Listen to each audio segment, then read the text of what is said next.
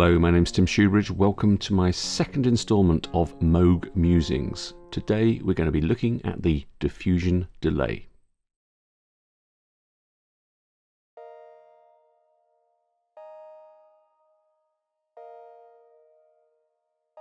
Now, before we get stuck into the details about what makes this delay effect really special, let's just very quickly cover the basics and look at the front panel.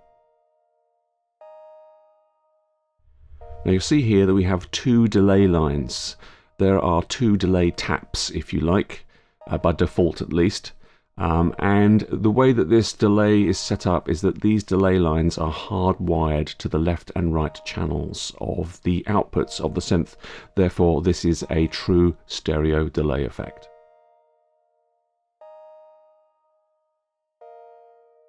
We have a mix control, so let's use that now and start listening to the delay.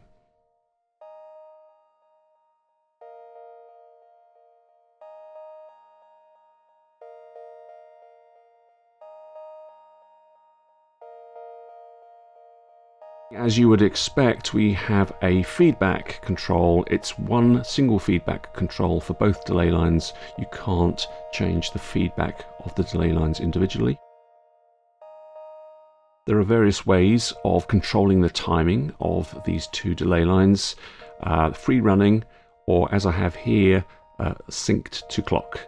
When they're synced to clock, they are quantized to different intervals, clock intervals, and you can specify which clock intervals you want to quantize to in the menu system. We'll look at the menu system, or at least some parts of the menu system later on.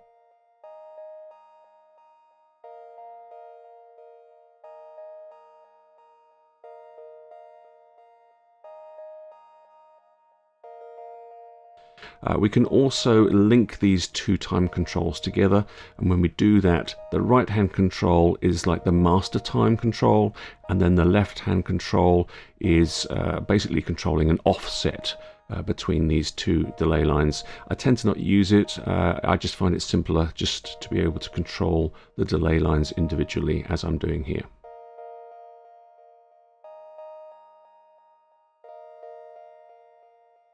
So one final control to talk about, it's the character knob, and this is where the fun really is with this diffusion delay effect. Now, to find out what that character knob does and to control what it does, we have to look at the menu system. So let's do that next.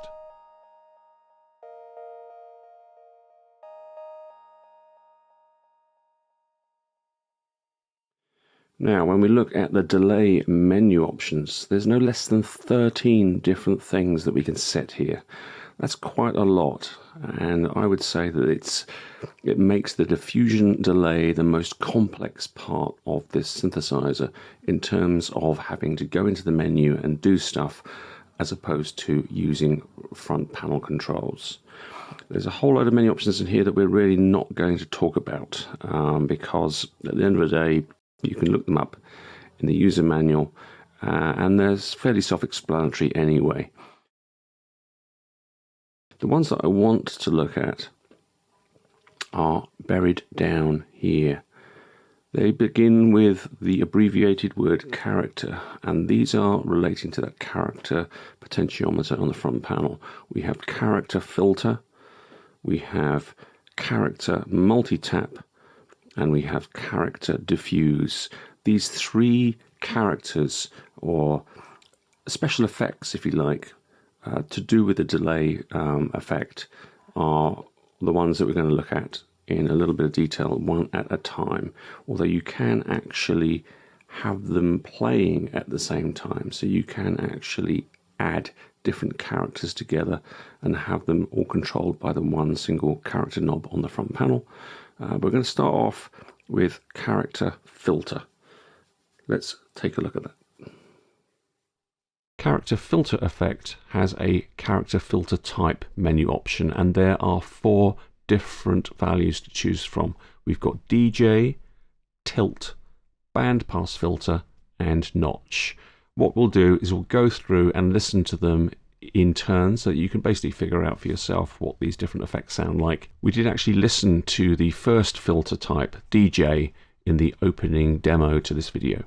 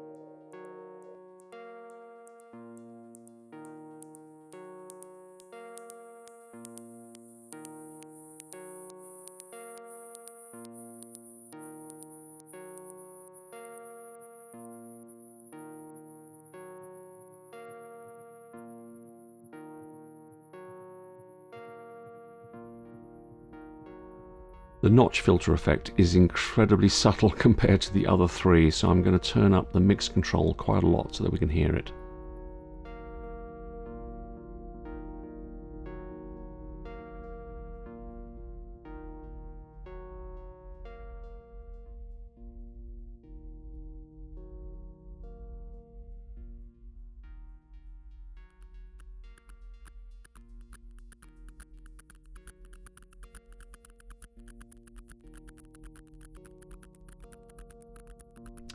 Just one comment I want to make on these filter character effects. Wouldn't it be great to be able to modulate that character knob? Unfortunately, it is not a destination in the mod matrix. Okay, onto the character multi-tap effect, and this is what it suggests. It adds multiple taps at different intervals as you turn around the character knob. The easiest way to explain it is to show you actually the user manual and show you what those different intervals are as I turn the character knob around. I'm going to use for this a percussive kind of sound so that we can hear a really good use of the multi-tap character. First, we're going to listen to it with the feedback turned right down so you can hear those distinct taps that it introduces, and then we'll turn the feedback up so we get a bit more of a rhythmic feel.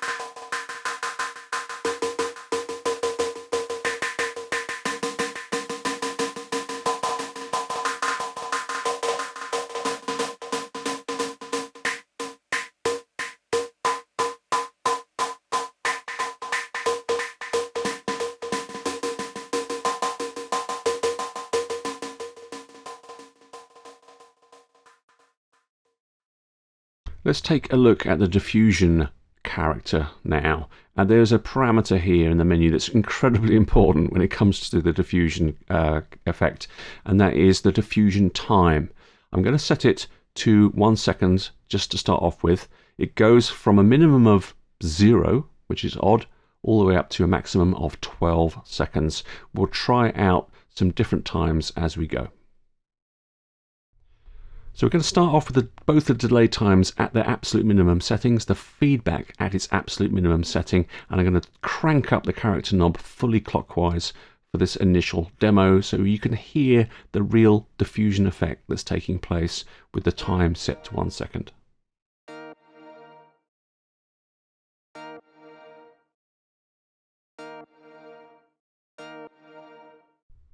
Now let's turn up that feedback control and see how we can turn this diffusion effect into a reverb.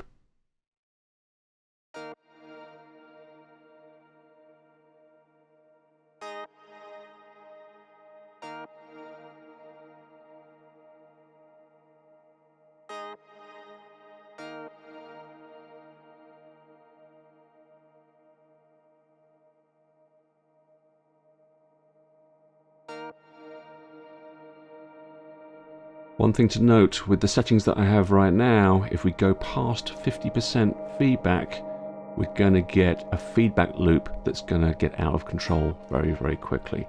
So keep the feedback loop to 50% or less and you're okay. But that's with these specific settings that I've got at the moment.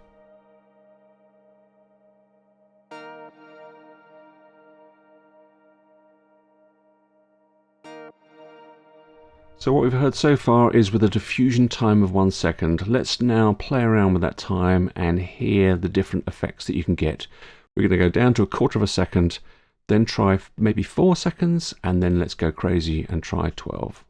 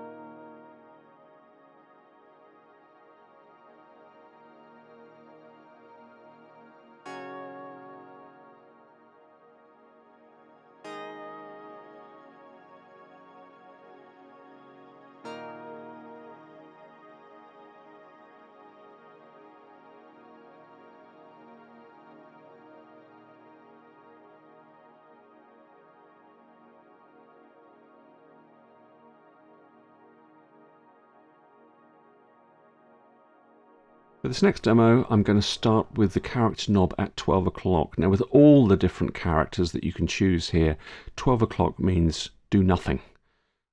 So at do nothing point with the diffusion effect, we just have the normal delay. So you can start off at 12 o'clock and just hear a delay, and as you turn clockwise, the diffusion starts to kick in. Let's have a go at that.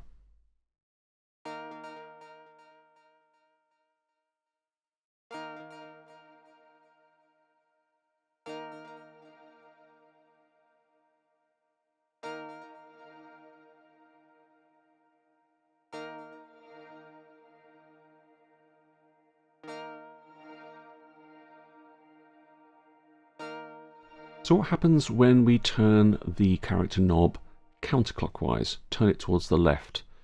Well, that diffusion effect becomes a chorused diffusion effect, and the speed of the chorus is determined by the diffusion time parameter.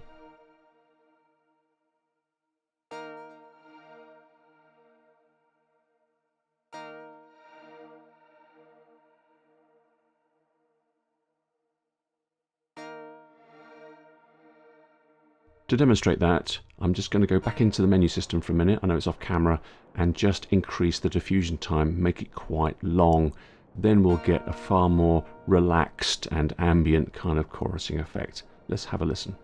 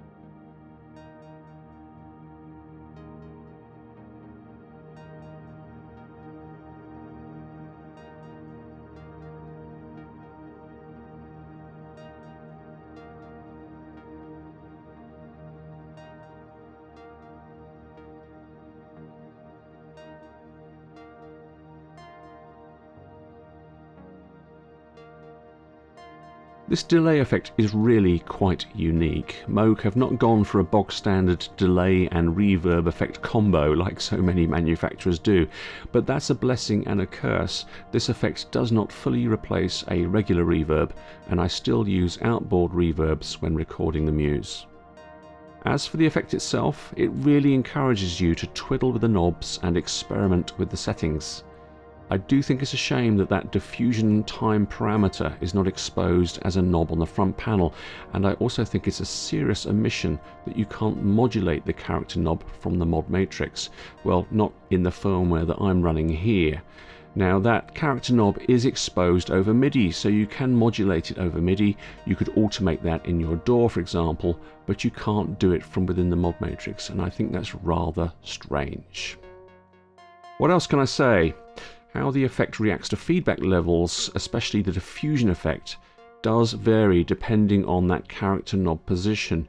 You need to watch out for feedback loops getting out of control, and when you're twiddling the controls, you can easily accidentally lose your diffusion effect completely. It can just die upon you, which is why I say that this effect does not replace a regular reverb.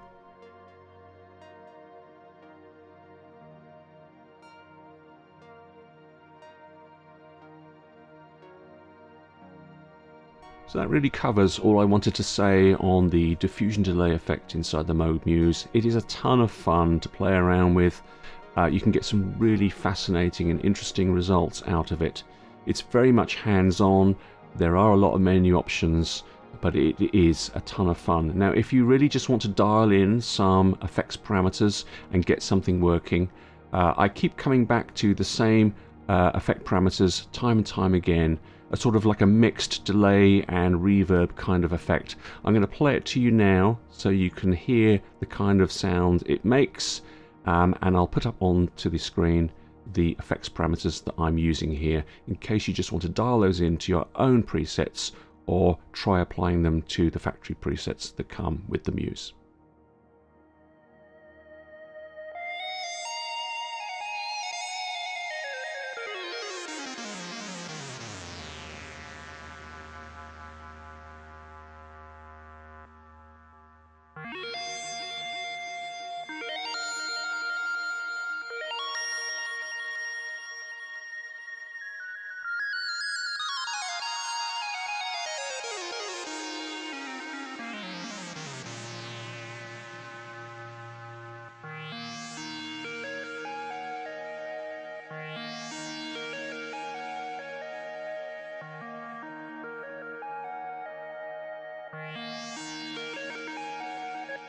As always, thanks so much for watching. I hope this video has been useful, entertaining, interesting, whatever.